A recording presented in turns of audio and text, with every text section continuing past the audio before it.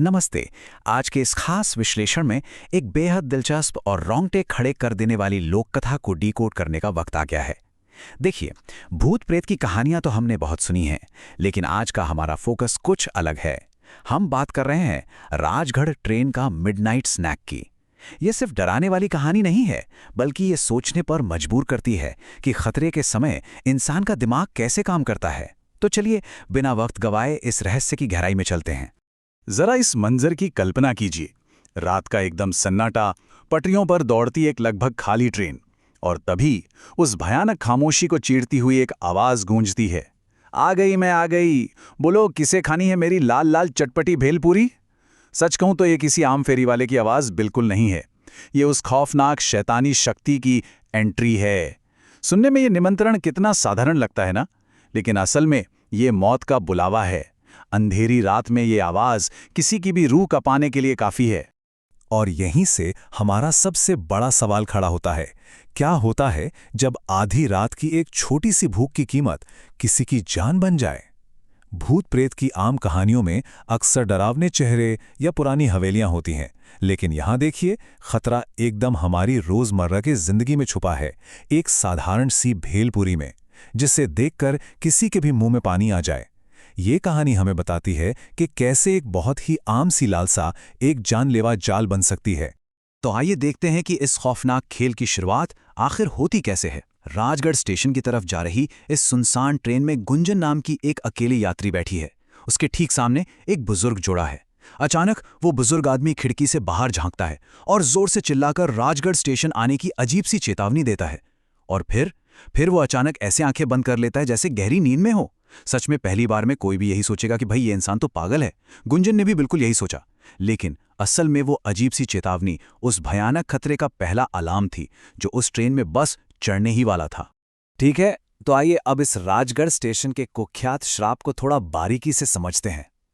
ये कोई वैसी आम भटकती हुई आत्मा नहीं है।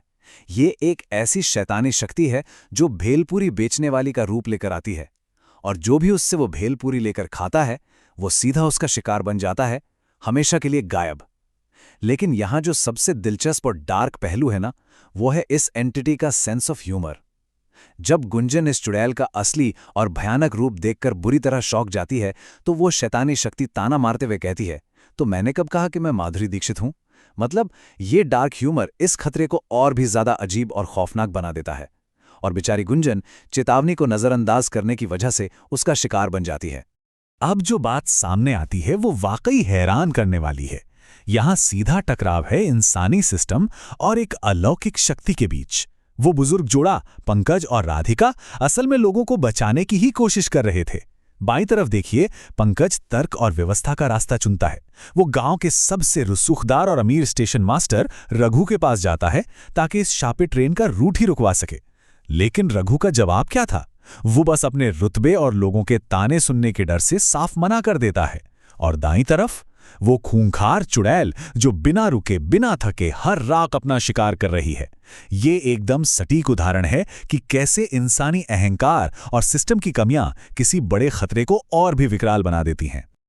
अब इस स्लाइड में जो सबसे दिलचस्प बात है वो ये है कि जब सिस्टम हार मान लेता है तो आपको कुछ आउट ऑफ द बॉक्स सोचना पड़ता है। और राधिका का ये तरीका सच में ये एकदम जीनियस है। इसे हम फ्री मार्केट एग्जॉर्सिज्म कह सकते हैं। मतलब बाजार के नियमों से भूत भगाना। कोई मंत्र तंत्र नहीं, बस प्योर इकोनॉमिक्स। कदम 1, घर पर ढेर सारी स्वादिष्ट भेलपूरी बनाओ। कदम 2, ट्रेन में जाकर उसे सिर्फ 10 रुपए में बेच दो। और कदम 3, चुड़ैल के आने से पहले ही पूरी ट्रेन का पेट भर दो।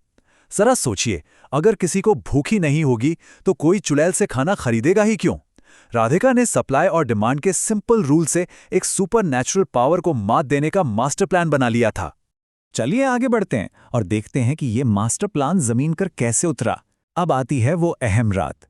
पंकज और राधिका ट्रेन में सवार होते हैं। राधिका अपनी योजना के बिल्कुल हिसाब से रामगढ़ स्टेशन आने से पहले ही पूरी ट्रेन में घूम घूम कर अपनी 10 रुपए वाली भेलपूरी सबको बेच देती है। लोग मजे से खा रहे हैं।